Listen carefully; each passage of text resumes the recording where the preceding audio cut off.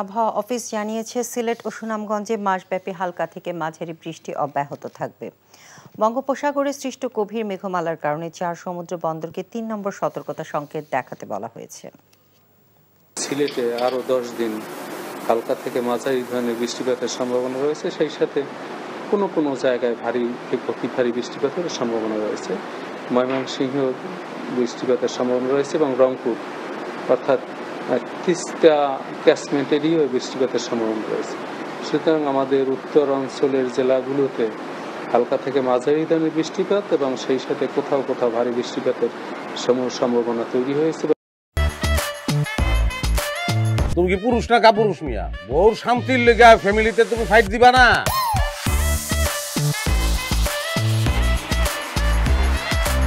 ওই আমাকে যা খুশি আমরা তাই করি।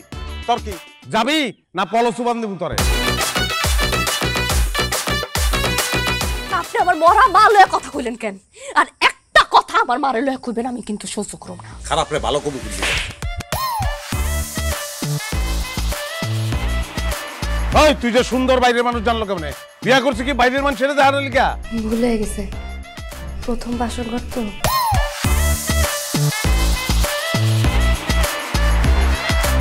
আমার বই আইছে, বইনের জামাই আছে, এগুলিতে দিছো, এগুলো রানছো একটাও তুমি? বিস্কুট রানছো তুমি?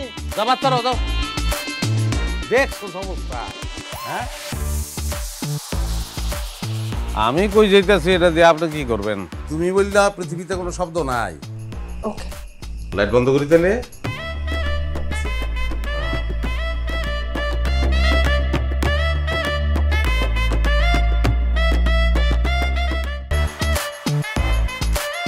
এখন জন্ম সনদ দিয়ে খোলো বিকাশ স্টুডেন্ট অ্যাকাউন্ট। নিজের বিকাশ নিজে কর।